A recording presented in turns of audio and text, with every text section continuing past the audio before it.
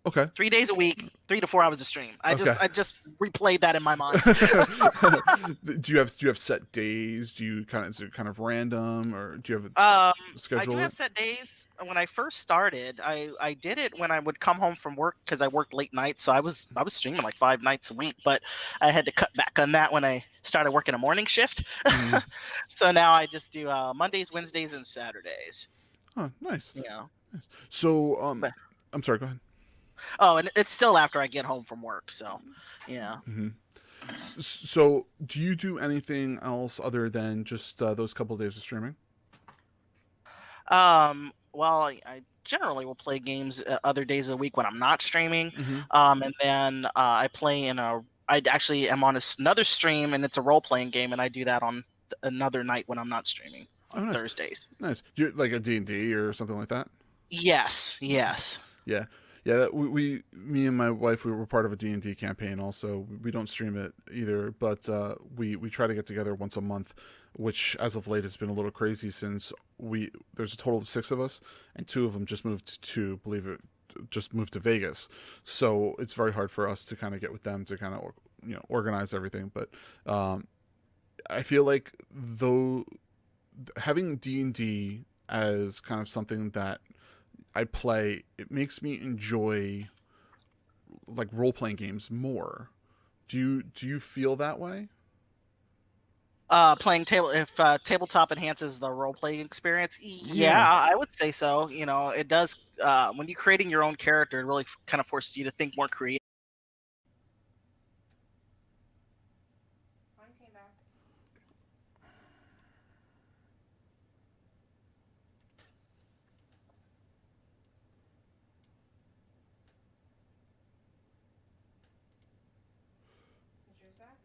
I got all these new random people adding me on let's see. Twitter. Can you guys hear me? Yeah, you sound better. Am I better? Yep. Yes. What the heck just happened? There, you're back. What shenanigans is this? I don't know. Oh, someone's going to be getting a nasty phone call later. I also want to know why my internet speed has been destroyed. But anyway, that's a whole nother discussion for another time. All right, you can hear me? Yep. All right. I guess let's see here. This is going. We're still live. Okay. I deeply apologize because apparently the internet gods do not want me to be online right now. So where were we? I don't know exactly. I think we were talking about tabletop role playing games and how that might inform other aspects of gameplay. Oh, and I said I agreed with that. Yeah. The game that I get to play in my husband runs it, and so he streams it, so I get to play in that. So it's kind of nice because it gives us a chance. It gives me a chance to hang out with him and show him the hobby. right. Because he also streams. So. Yeah. But yeah, it's a good time, and I love to role play. I've done that in many, writing and playing role playing games and tabletop and all that stuff. So. Oh, excellent. So when you started streaming, like how did it kind of like affect your family as a whole? Like were they like very much accepting to you wanting to do this on a regular basis to put yourself out on the internet, or how was it for you? It wasn't an issue. I had when I started doing it, my husband and I were working completely opposite schedules. Mm-hmm. So it wasn't affecting, really wasn't affecting him very much because I was on at night. But he, of course he knew about it, and he was actually interested in it enough that he decided to start doing it. Yeah. So, he's been very super supportive of, me doing the streaming and everything else. And my family, even, my family may not understand what I'm doing, Yeah. but they're like, well, as long as you like it, that's cool. Yeah. So yeah. It's fantastic. Do you feel like you are starting to accomplish your goal when it comes to streaming, like with the growth, with your happiness, with your team, with your community, things like that? I would say yes. know, I didn't have any, particular goals in mind when I had first started to stream. I think it really kind of hit me that there was something to it when affiliate came out for Twitch. Mm-hmm. Um, and it was like, oh well, hit these goals, and then you can start to make some money. Mm-hmm. Not that I was expecting to make ridiculous amounts of money. It's Right. like I work full time. This is a hobby. Yeah. you know, um, but it was kind of like, wow, okay, there's enough people watching me that I had hit that within. I think I was in the second round of people who had gotten invited. Mm-hmm. So after that, I really kind of started paying attention to one, my numbers, and two, the type of community and chat that I wanted to build around myself. You know, Right. You talk Yeah. about like you after once the affiliate kind of came out, you started checking out the analytics portion of of that side of streaming. Yes, yeah. I would say before that, I didn't really pay attention to it. I just had whatever friends that were on Twitter, who saw my posts, like, oh hey, I'm going live right now, and it went from those folks hanging out in the chat to people that I didn't even know. It was like, whoa, okay, there are more people outside of, say, my little circle of internet friends who are actually interested in what I'm doing and want to see more of it, and that's cool. Right. That's awesome. Do you is there a reason why you specifically picked Twitch over Mixer at the time? Mixer was the other site at the time when Mhm. I started on Twitch. I felt that, oh my gosh, I don't even remember what it was called before Mixer now. Just Beam. Beam, that's right. Mhm. That's right. I didn't know very much about that. And the discussion around it was just that it was mostly for people who were on console, and I didn't even get an Xbox One or a PS4 until well after I started streaming on Twitch. Mm-hmm. So Yeah, when a lot of people when they ask me the because of how I regularly stream, they always go, oh, why did you go Twitch? Why didn't you pick Mixer? And like all this other, almost like not a controversial conversation, but it's more like why didn't you pick this over this? I don't understand it. Like, this is so much better. This has got all these like latency and all these other things, and kind of my answer has always been I felt like more comfortable and how I have already started growing my community, and I already have a lot of friends and a lot of network people that I speak to on the Twitch side. That if I go over to Mixer, I feel like I'm gonna lose all that. That's why I've always stayed away from that. That's how I felt, and with that whole type of controversial conversation, so to speak. right, I had attempted to stream on, well, after it was already Mixer at that time when I had gotten my Xbox, and I tried to stream on there a couple of times, um, and it just, I don't know, I liked I liked the speed of the chat. I thought Yeah. that was cool. It was like almost instantaneous. It's like, Right. all right, somebody typed something, kaboom, it's right there. Yeah. I did like that. I also felt that the community was fairly friendly. Twitch just can't, Twitch can be really tough. It's like Showtime at the Apollo. Folks are hardcore over there on Twitch, Yeah. and if somebody don't like you, they're all over you, and Mixer folks tend to give each other a little more chance, and, Yeah. so I did try the other service, Mhm. I have an account like on Caffeine, but I've never attempted to stream over there. Yeah. But by the time Mixer had rebranded itself, from Beam to Mixer, I had already had a, yeah, I say sizable, but it's like I already had a following, Mm-hmm. and to just drop all that to go over to Mixer really would have completely stalled my growth. That's just my opinion. I know there are other people who have had, who had roughly around the same numbers that I did, and moved to Mixer and have found success over there, or found Yeah. their idea of success over there, and that's fantastic. That's great. But I figure, name recognition for Twitch, why move now? Yeah. 3 years into it, why move now? Yeah, that's kind of similar how I feel. Like I mean, I think that's that's how I feel like the whole entire transition is for a lot of people. Like what Ninja ended up doing with his transition over to Mixer, I feel like is not the norm because he had pretty much backing from Microsoft and the publicity to kind of pull everybody over. I mean, if I told people, "Hey, I'm going to be moving from Twitch to Mixer," I'm not going to be telling people they're going to get free subscriptions to come over to my channel. And I think that he kind of was not the norm.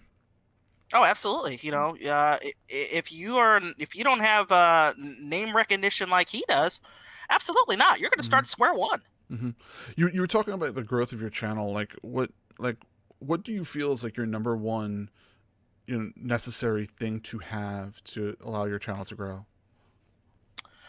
I think one of the key I don't want to say like the keys to success because that's really not it's not how I look at it. It's the lotto. You know, but the thing that I think draws people at least to my channel, my mods get out. That's one of my mods in the chat being a troll.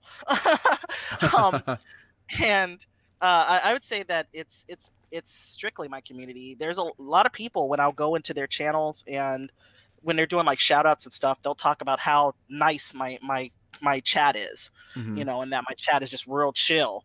And I think that was kind of the thing that I wanted most was, you know, a low tolerance for trolls, you know, and just relax chat and just be cool about it, you know. And I kind of feel like that has driven my numbers up, and I appreciate that. That's really cool, you know, that folks are like, all right, you know, we know that this is going to be, you know, like low to no drama, and they want to come and hang out for that, and I think that's great.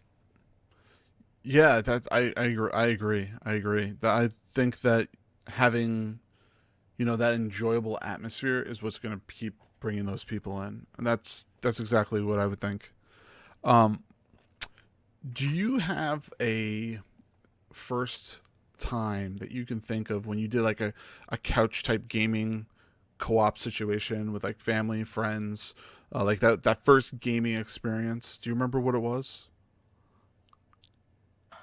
My first co-op stream. Well, not stream. I'm talking like in general. Like, Oh, yeah, in general, okay. not just streaming. Oh, okay. Well, my first major memory of like playing games with other people would definitely be with my brothers playing Nintendo back when I was a kid.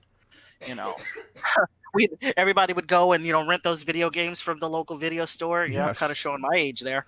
I, You know, and we would just hang out and, you know, play on the Nintendo all weekend, and then, you know, the Genesis and so on. You know, or go to the arcade. Did that a lot. A lot of yes. arcade.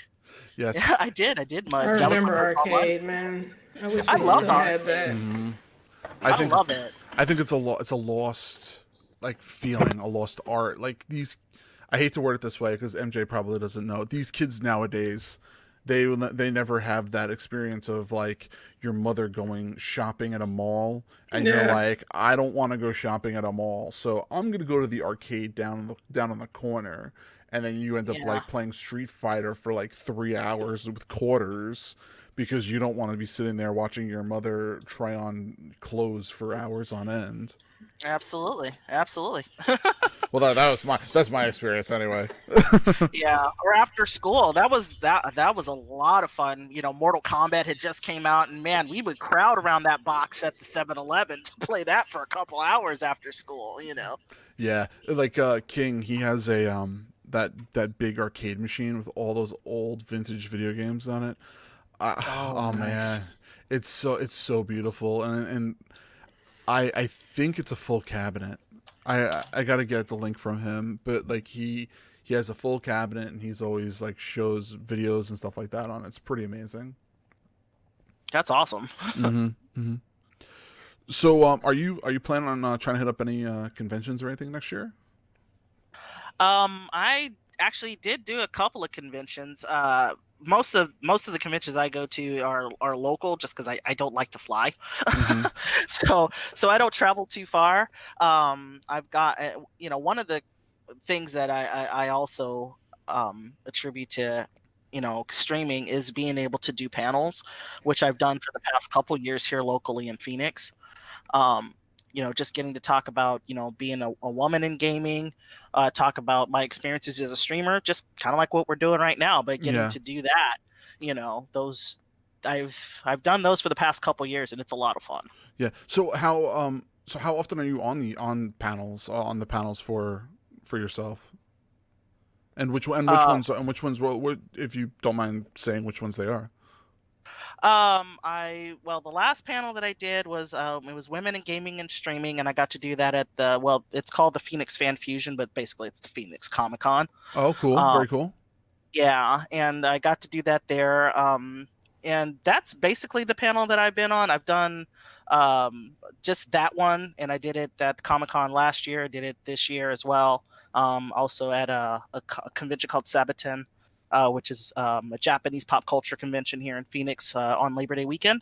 And I got to do that. I didn't get to do it this year just because I had things going on. Mm-hmm. But yeah, they're a lot of fun to do. And it's kind of trippy to get recognized out in public. That's kind of a weird experience, but that's also kind of neat too. Well, you kind of just walking around and someone's like, "Oh, and I know that's Kat over there." Like I can see how that's kind of a little weird situation. Yeah, it's kind of startling. We were on our way to the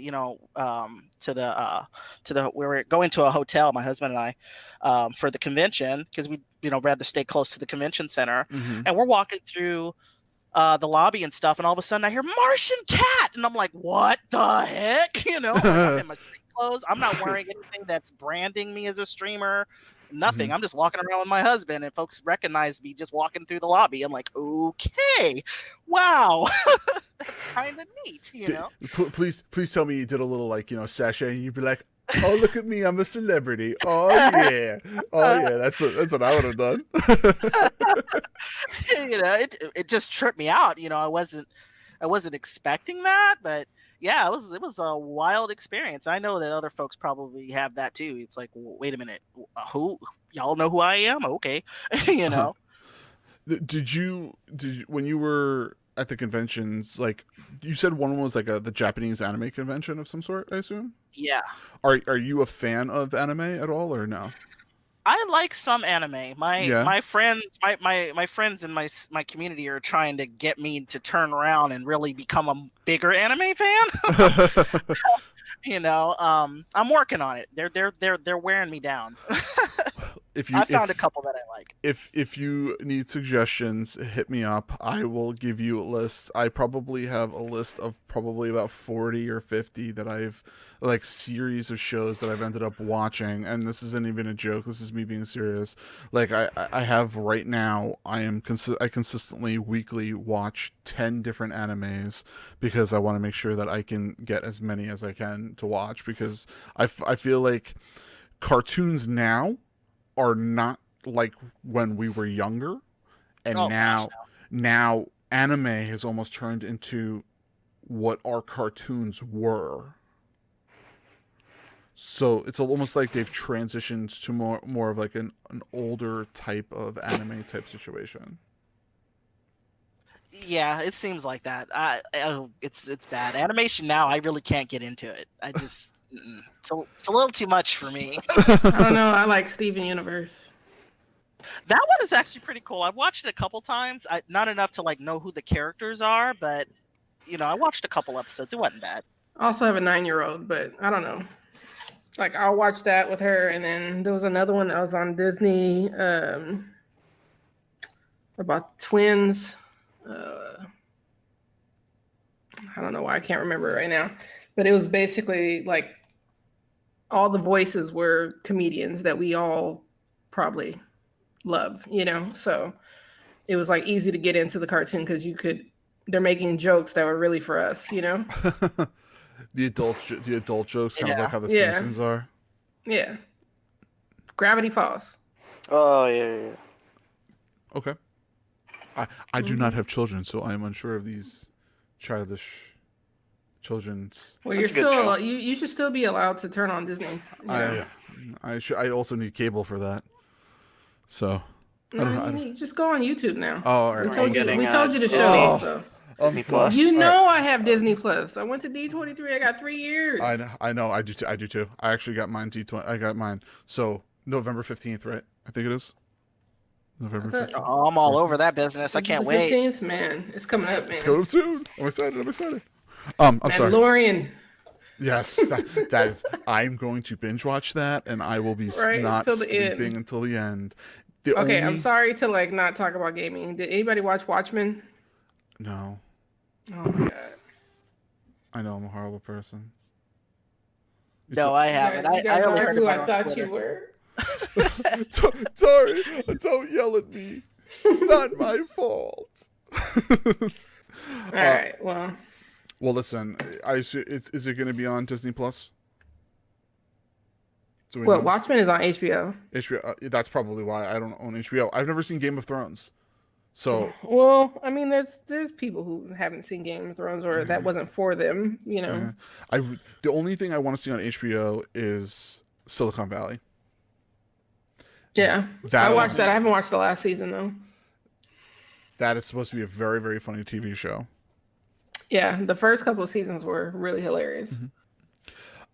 So let's get back on course here, because obviously tangents are always a plus for us here. So Kat, what do you consider yourself? Do you consider yourself like a variety streamer? Yes. I would say that I'm a variety streamer, but I focus mostly on story-heavy games, either single or multiplayer. But one of the things I tell people is I really love games that are heavy on story. Most of those happen to be shooters. Really? Which shooters would you say? Dying Light's a shooter. Division's a shooter. I played The Last of Us. That's a shooter. You know, so all games that have great story, but I have never played Uncharted. I have not either. But I would say yes, that's a shooter, and it also has a pretty good story from what I've heard. So. Yeah, my brother has a PlayStation 3, which no longer works, but I wanted to grab it from him and start playing all of the Uncharted because he has them all, and eventually I would have hopefully when the PS5 comes out I'll pick up the PS5 and then go back for a whole bunch of games that I've been missing, but that's one of the ones. Yeah, because the BioShock came up in the chat. BioShock is my all-time favorite game. My favorite series of games. The whole franchise you enjoy? Oh yeah, absolutely. And we a friend of mine and I were like making it our point to harass the developers into another game. Hopefully they will listen to us at some point. I wish Old School was here, because he actually streamed the whole entire all of the BioShock's games, and he posted a lot of it up on his YouTube channel because he loves it so much. I wish he was here. Oh yeah, I love it, and I played that DLC for Infinite. Mind blowing. For BioShock Infinite. Yes, yeah. If anybody hasn't played the BioShock Infinite DLC, I highly recommend doing so. So you play first-person shooters, and you said you played The Division. Did you? How much did you love the first one, and then kind of like arcing into the second one? Was it kind of how did you feel? I played The Division during beta. That was what sold me on the game. The initial plot and the gameplay, the squad-based gameplay. I really liked that. It did become a little repetitive after a while, though. I thought that they missed a lot of opportunities for expanding the story by not adding story content to, say, the Underground, or adding story missions to the Dark Zone. Things that the Dark Zone is still without a lot of story, even in Div 2, which is also disappointing. It's like, I know that this is supposed to be the PvP area, but it could have some story missions too. You want to bring some people in here, right? Yeah. But Div 2 has definitely improved a lot of the gameplay over the first game. The NPCs not being incredibly useless as they were in the first is a Yes. big change. Yes. Um, The AI change is and amazing. yeah, and simplifying the equipment and the skill tree, that's a big thing too. So Have you played it since the last week, since they did title update 6? I have. I soloed the Pentagon on Saturday, which was a lot of fun, and I Yeah. love the expedition content. That's great. Yeah, the expeditions are pretty neat what they ended up doing. I really like how they added those. I love how they're improving the content of the game. They're making it grow. Most people know I'm a huge Division franchise IP fan, because like I mean I have over 400 hours in Div 1. I have over 400 hours in Div 2 already. So I mean, I'm one of those people that play it nonstop, and I still do every Friday with my raid team, just because it's fun to flashbang your friends out of nowhere. So we do stuff like that all the time. But I kind of agree with you with what they ended up doing.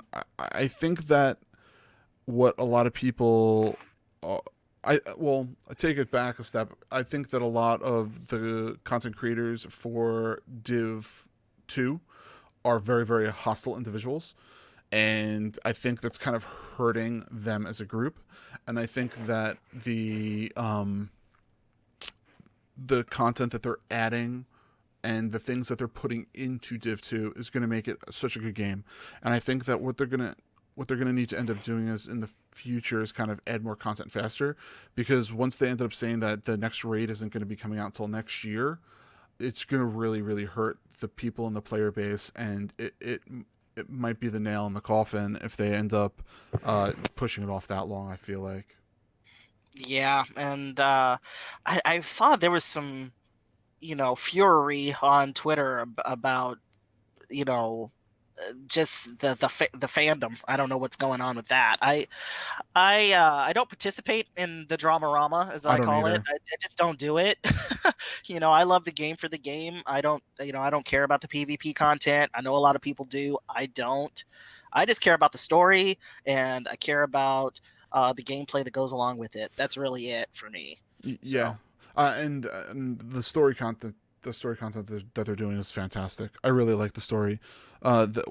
It's one of those things, being a New Yorker and seeing how it kind of affected New York, like the dollar flu and that whole situation, and then it kind of progressing and then going into DC, and how that's kind of evolving. And we all know what episode 3 is going to be, which is they're going to come back to New York, which is going to be really, really interesting to see, because they're coming back to Coney Island, and I'm yeah, super um, pumped to see it. Super yeah. pumped. I hope that it catches on. But a friend of mine and we had started a hashtag Keener must die, and it's Oh got my to happen. god, it's gonna happen. They may end up they more than likely they're probably in development for a Division 3. More than likely it's happening, but Yeah, they're we got to go after him at some point. it's He's the gonna. big bad man. Yep, he is. Come on. He is the bad guy. So, um, I'm sitting here yapping. MJ, do you guys have any questions with anything going on? Not about the division. Well, in general, you guys. I'm sorry.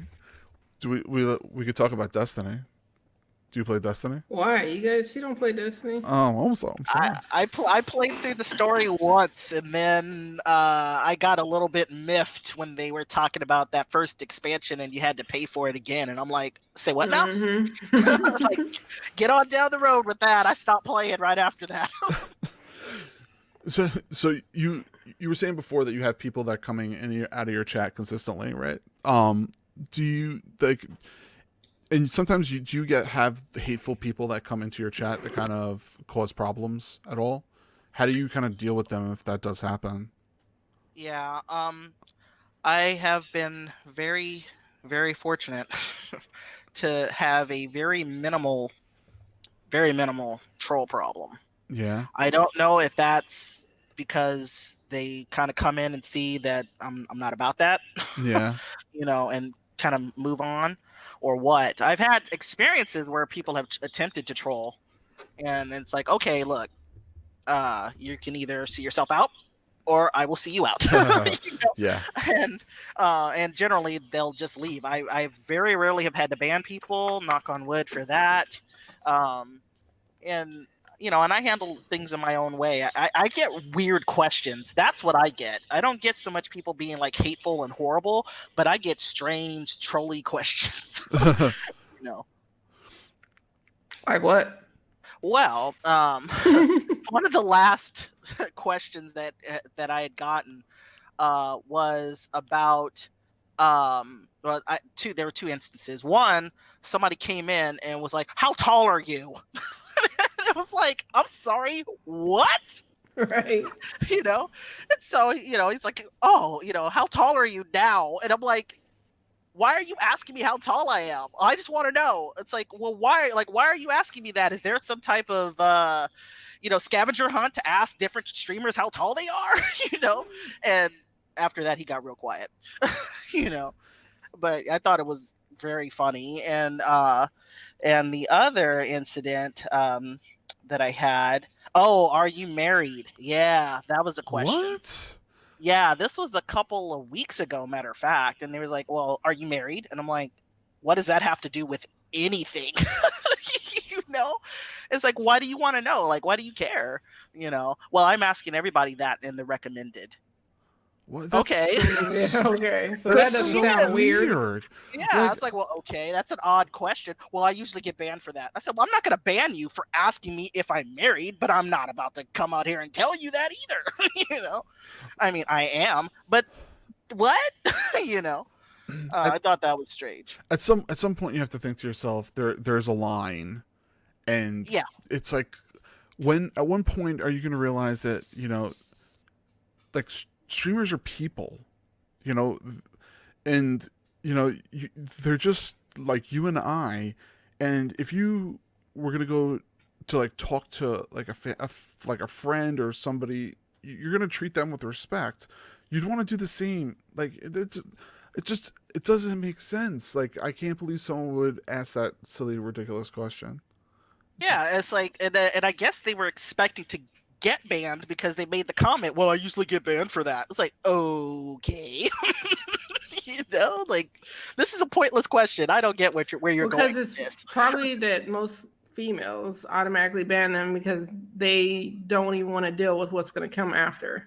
Exactly. And that was what myself and one of my mods had said. It's like, it's a leading question. Right. Well, what does that mean, leading? And we just ignored it. And I ignored him. It's like, okay, whatever. Stay if you want because you're giving me the view. Thank you. Yeah. Or see yourself out. Yeah. I know that one of my friends, Respawn, he was on the podcast, and he said that he's had a lot of people notoriously come into his chat to pretty much be trolls, to just pretty much, because, and I tease him about this all the time. He looks like a hippie from Williamsburg. Like, he's got the man bun, he's got the big ginormous beard. He straight up looks like a hippie, and like, people go in there all the time just trying to troll him, and he ends up turning all of his trolls into like subs and viewers. I don't know how he does it like consistently all the time, but it happens.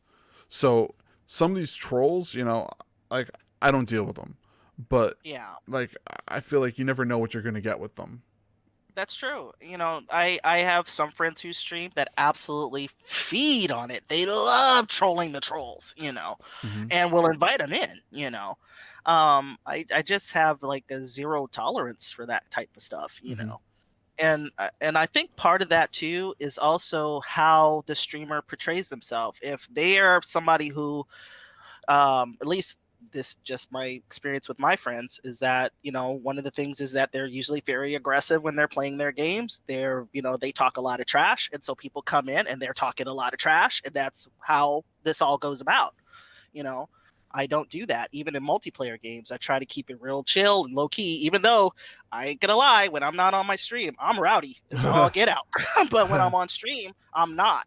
So, I think that really sets the tone, for what's going to happen in your chat.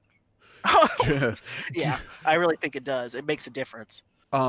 Rod actually brought. He said something that kind of made me kind of trigger in my head a question for you. When you play with your community, do you like require a some type of level of commitment to them? Do you like require them to be subs? Do you require them to be followers, or you do only stream with people that you know can be safe in your stream for with communications? Oh, okay. Um, if it is somebody who I'm not familiar with, if it's a viewer that I haven't seen before or anything like that, I'll usually will just tell them like, look, I generally just play with people I know. I'm sorry, you know. There's been a couple times when I've gotten pretty burnt by that. I'll let somebody in, not into voice chat if I Yeah. don't know them, but this person kind of pushed their way into my division game. They found me on Uplay and popped into my game, and it was like, whoa, hey, like, wait a minute, I didn't Yeah. remember inviting you, but you're here now, so let's just play the game. Yeah. And he proceeded to be a little bit strange and weird, so I ended up bouncing him out. Hmm. Sometimes it will work out, but generally I just play with my friends. No sub required, none of that stuff. So Yeah, I ended up playing, like I was saying, with a group of guys on Friday nights and throughout the week really. And I tell people, I was like, if I'm playing a game, expect me to be streaming. If you are out of line, I'm pulling you out of the channel. I don't care, because like this is these are the people watching for a certain reason. They're not here to hear you like ridiculously curse, run your mouth, and think you're the coolest thing since sliced bread. So like that's why like I've always felt that if you like are strict with those people, or you have like guidelines, like you have guidelines, it works out really well and it benefits you more than most people. yeah, that's true.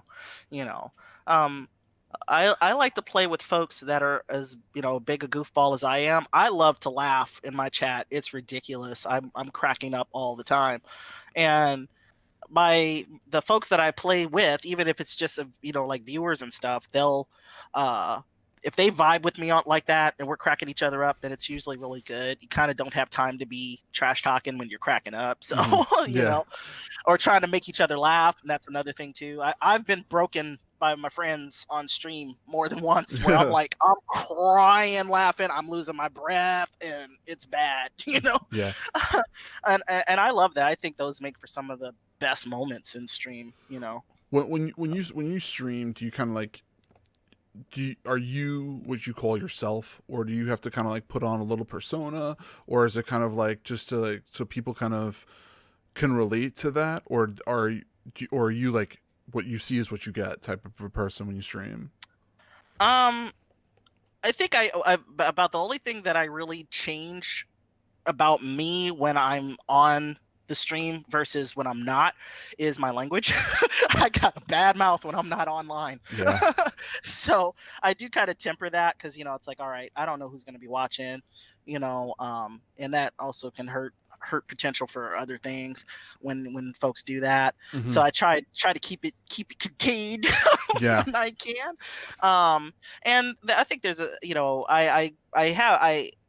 it's not, I don't know, I don't really call it a persona, but I do kind of portray this ideal that I'm an alien just in the human suit. So and I think we all feel that way, and that's kind of the vibe that I give off. Is I always tell them, hey, we're all Martians here, we're all aliens in this weird thing we call life. Mm-hmm. And if that's something that folks can get down with and be respectful of each other, be respectful of me, then they can stay in the chat and they can hang out. Gotcha. Oh, I hear you. I happen to be looking at your Facebook page, and not Facebook, I'm sorry, Twitter page. And I happened to see that you were part of a couple of different groups, and I was hoping you could kind of elaborate on them. One of them was Red Planet Brigade, and the other one was the Cookout.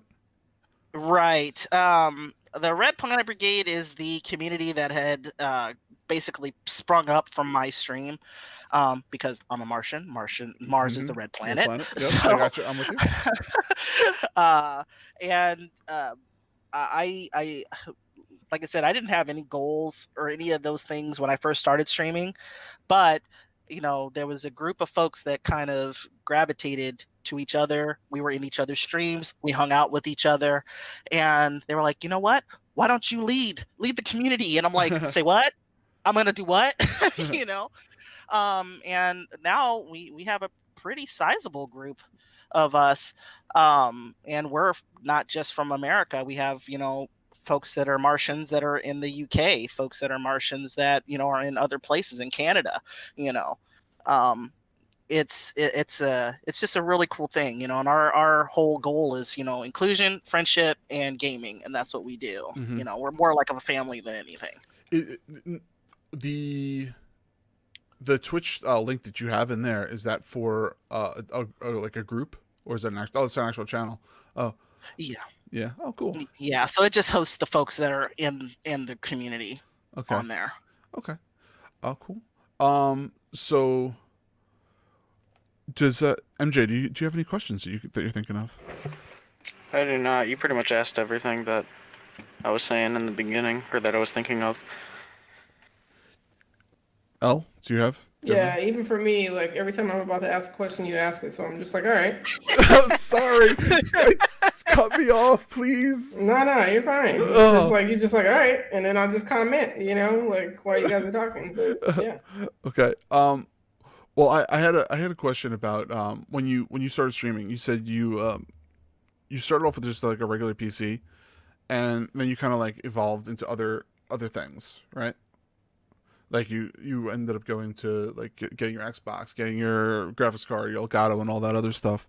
Like, did you feel like that was like a necessary thing, or do you feel like it was kind of a like a well, we got, my husband and I had got the Xbox One because we wanted to play Rock Band. We love Rock Band, so that's why we got classic. the Xbox. Classic. Oh my god, I just wish they would make a good one, another one, like please. Yeah, I'm with you on that. I really wish they would make the Beatles Rock Band available for the freaking Xbox. Like, come on, y'all, let's get it together.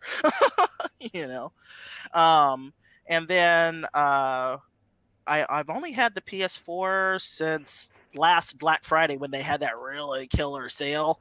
It was like half off or whatever. I bought it then. Because everybody kept saying, you have to play Detroit Become Human. So I'm like, okay, I'll play it. That and The Last of Us. So which I hadn't played till now, this year. I mean. Oh, okay. Little story about Detroit Become Human, because my wife is a weirdo. I love her dearly, and she's in the chat and she's listening, and she'll totally understand this conversation. She actually got to the end of the game. We actually borrowed the console from a friend, and she actually played it nonstop. And she is not used to the quick hand button combos for like certain commands. So like you have to hold right trigger and then you have to hit like X and something, like things like that. That she actually got a 0.1% final like cinematic, which turned out to be not an apocalypse. It was an apocalypse, right? It was a holocaust. Holocaust. I'm sorry. My apologies. Oh shit. Yeah. And she pretty much was like, no, and like she had to go to bed after that. And no. Yeah, and she was, and like I was asleep already, so I didn't know or see anything. And she ended up like telling me the next morning, and I was like, you have to replay that. And oh my gosh, yeah. So I only did the one playthrough, so I didn't see that. But whoa, that's deep. yeah. So that game has a lot of different endings if you follow the paths and everything, and some of them are really, really cool. That one, for instance, is pretty scary, but it's pretty amazing how how it has so many different endings to that game. And you said, what was the other game that you picked it up for? The Last of Us. The Last of Us. I really want to play it. I've seen a lot of people play it. It's so great. It's really good. Oh yeah, I enjoyed it. I don't think I finished the end because I think I kept getting freaked out. But I want to play too. But I kept getting freaked out. Oh yeah, I would say definitely finish it if you can. And I only finished that one a little over a month ago, something like that, and that Oh, was the first okay. time I had played it. But and then to your question about the Elgato, I have an Elgato, but I don't have it set up. So when I'm doing my console stuff, Mm-hmm. my streams are bare bones. All it is me streaming direct from the console. There's no Mm-hmm. camera. There's my overlays are not there. There's no alerts. None of that cool stuff. And um, but it was I thought it was interesting that especially the folks that have been hanging out for a long time, they were like, man, those are some of your best streams just because they get to hear me react to stuff, Mm-hmm. and there's not a lot of flash and everything in the way, Yeah. So I was like, oh wow, I didn't even know y'all felt that way Huh. about it. They just like how I react to the stories. Do you have an internal Elgato or the external one? It's an external The Elgato. I ended up having the external 60 HD Elgato, and I ended up changing it out to get until I got the internal one, because the internal one had greatly less latency. But the problem with I've it heard is, that. yeah, it works out really, really well. The only downfall is that it uses a graphics card slot. So it's almost like you lose a graphics slot, but you can end up doing that. Now, what I ended up doing was nice job, MJ. You got your Star Wars tickets. Everyone can see that now. Thank you. The I ended up putting a stream box on because of the Division, and the first Division, because I play mostly PC, and I burnt through two 970 graphics cards playing Division 1. So I ended up getting the other computer so I can get the Elgato and do the offloading. And it actually works out way better than I could have ever dreamed for it. And I heard a lot of people were having similar problems with Division 2 when they ended up playing it on PC. So just something to think of if you're ever if you're ever thinking of actually going full Elgato.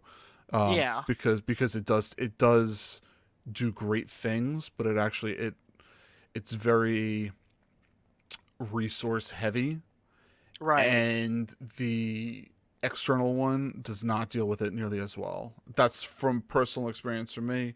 Other people probably have had less problems, but it's just something to kind of think of. So, if nobody has any more questions, I have one more question for you. If you could live in one fantasy or video game world, what would it be? Woo! Oh my gosh. Yeah. Whoa! Oh man. That's intense because I've played in some pretty horrible worlds. Yeah, a lot of people say most worlds are kind of in conflict. Like almost every single video game world is in conflict and all that other stuff.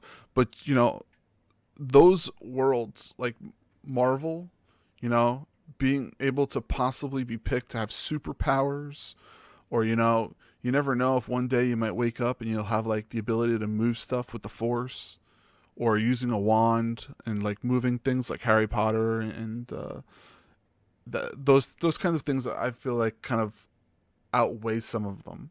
But yeah, that's true. Yeah, so I'm kind of intrigued. What you think? I think pre-war Rapture in BioShock. That would be a cool place to live underwater and live like a normal, like your normal city. I think that'd be kind of cool. And also I would say Old Republic Corellia before the war. Because when you yeah, in SWTOR, because Corellia is beautiful, and it's really kind of like, it's almost like a city state. Kind of reminds me a little bit of Coruscant, but I couldn't live on Coruscant; it's too busy. There's no actual planet. You're pretty much walking on man-made materials. Yeah, so I think that'd be kind of cool. Now, BioShock is would you say your favorite game of all time? Yes, yeah, I would actually. a close second would be Vampire, which I really love. And that one is another one of those story games that have multiple endings. Highly recommended for folks who love a good story or love vampires. What type of combat? What type of combat is in that game? Is in Vampire? I've never played it It's the before. greatest. Really? That while I love the game, I love it. I love the game. That's a lot of people, they're like, oh, I love it, and that doesn't mean you have to love everything about it. I'm with you on that, El Boogie. That the combat can be a little bit trying. That target lock is a pain in the butt. I don't like it, so I stopped using it. But it's mostly melee, and then you have your vampire powers and stuff. But yeah, when I stopped locking on to my targets, it made the game a whole lot better for me.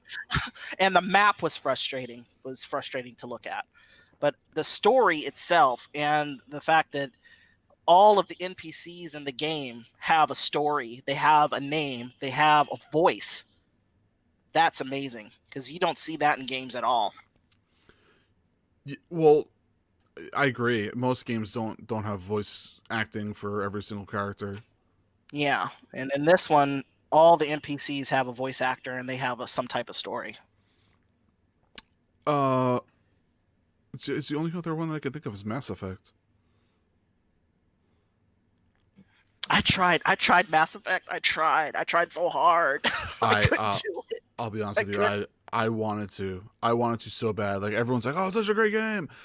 I can't tell you how many times I tried to play the first one, and every single time I played the first one, I would end up just giving up trying to drive around on the Mako. Like, the Mako was like my make or break. I couldn't do it. Yeah, and and my friends who are really big into Mass Effect, they're like, "No, you shouldn't have played the first one first." I'm like, "But it's the first one." They're like, "Oh, but you should have played the second one first." I'm like, "Oh God." Right. It's I can't keep up with y'all. It's like there's an order for them for a reason. One's one, and then two's two. Yeah. So it's like, okay, if I had to play the sequel to enjoy the first one, what? It's kind of pointless there, Yeah. Agreed. So why don't you tell everyone where they can find you, like what's your stream schedule, all your plugs, and tell us all everything about where we can find you. Cool. Well, thanks y'all for having me on your show. I had a good time. I'm on Twitter and Instagram at MartianCat_. On Twitch, I am Martian Cat without the underscore. I stream on Mondays, Wednesdays, and Saturday nights. Generally do that at about 4:30 p.m. That's Mountain Standard Time. And then, of course, that fluctuates for everybody else in the country because Arizona doesn't change time. We don't switch. So that's weirdos. I know. We get that a lot. If my friend Raven Knocked, he'll say, I live in the one true time zone because he's on the East Coast. And I'm like, whatever. One true time zone. That's amazing. Do you still raid in SWTOR? In SWTOR, no. I usually just do the story missions. And I haven't done any of the big missions in Division 1 or 2 because I can never find teams. Are you your PC or Xbox or? I play on PC. We'll talk after stream. Okay. We can talk after stream. Okay. MJ, I heard you. Yep. So where can they find you, my man? You can find me on Twitch at MJ's a Boss, and yeah. So when's your return? My return was last week. Your return was last week? Yes. I saw reruns happening. I didn't know you were going to be coming back. It was at night. It was at night. Yeah. Oh, during the week. Yeah, it was at night. Oh man, keep posting. Guys, got to check him out. It's pretty funny, and it's October, so I'm hoping he's going to play some scary games. Oh God, no. Watching MJ play a scary game is probably the most entertainment I've seen in a very long time. Because he reviewed a game, and I had to sit there and watch the video and edit it for him, and he literally was like, no, that door's gonna stay shut. That door's gonna stay. Nope. For at least an hour and a half, it was like that. I was laughing my butt off. So, El Boogie, where are you? I saw you came back to Mixer. Yeah, I the other day, was it yesterday when I started streaming? I didn't even realize I had started streaming. Somehow I pressed the button, and then one of my friends texted me and he's like, "Yo, if you're talking, I can't hear you on your stream." So, yeah, so I ended up streaming for like almost 3 hours too. We were playing Destiny. You didn't even know? Yeah. Well, no, toward it, like it was like maybe a half hour that I didn't know. Oh, okay. Yeah. But I finally got a schedule up. So if you go to my Twitter, lboogie0208, on Twitter, you'll see my schedule. It's pretty easy. I'm just off today. And then at 6 p.m. Eastern, I'll be on Mixer at lboogie0208. So you guys can come by there. And yeah, make sure you guys hit the like button. It looks like a couple of people have left. But yeah, hit the like button, please. Please say you enjoy this. Yes, please. Hit that like button. Say you're enjoying what we're doing here. We greatly appreciate everyone for coming in and doing their thing, and hanging out, chat. It's been amazing tonight. We love you. So like I was our last table panel member, I guess you'd call him. Old school is a boss. Old school is a boss. Wow, I need to get some more sleep in. You're tired. I'm definitely tired. Old school styles. He is he must be out doing something or passed out because he's been doing nights. He is on Twitter if you want to go check him out. He has a excuse me, a YouTube page called Old School Tech Talk. He also does a bunch of our tech related articles for lordsofgaming.net. So yeah, so definitely do that. I am Snaldo, SNALYDO. I'm on Twitter and Discord and Twitch every night, 7 to 10-ish, sometimes later, depending upon what is going on, except for tonight, which I usually get on still and do a little Twitch action before here. Greatly appreciate, that. Thank you, Martian Cat, for coming and talking with us. I greatly appreciate it. It's been a fantastic evening. I'm sorry for my internet deciding to stop working for no apparent reason. I don't know why that happened. I usually have some pretty dang good internet. So. Oh, no worries. Thank you so much. Thank you for staying a little late too. I know. I try to get us out of here at 10, but we with the internet leaving kind of screwed up my time frame, so I apologize. I'd like to thank all the viewers tonight for coming, and I really appreciate you for that chat going back and forth. Please hit those the thumbs up, the likes, and hit that subscribe button for us here at Iron Lords Podcast. The guys greatly appreciate it. The episode will be up on Wednesday morning. So when you wake up and you're just like, oh, I gotta go to work, the episode will be ready if you want to check us out. I greatly appreciate it. Downloading it, giving us a good listen. It's gonna probably be a crunch down version of this one. I'll edit out the Pete being annoying with the internet for everyone. If you want to know when our next guest is coming out, when our podcast is going to be out live for everybody. We are part of Table Stream on Twitter. It is weird. I know. I apologize. Everything else kind of just didn't work because our name is ginormously long. We also have an email, which is called roundtablestreamteam@gmail.com. If you want to shoot questions there for guests, by all means, do so. We will ask them for the guests that are coming up. And Iron Lords Podcast is on Sundays at 11 a.m. Eastern Standard Time. Also, lordsofgaming.net. Check us out for gaming news. We put a lot of effort into it. We have a lot of people that do a bunch of different things on there. MJ's got an article usually once or twice a month. I have an article up there, once or twice a month. Old School is the same deal, so check us out. I think I'll also working on stuff too. So by all means, check those out. Thank you very much once again. And remember, everyone, dream big and keep gaming. Thank you, and have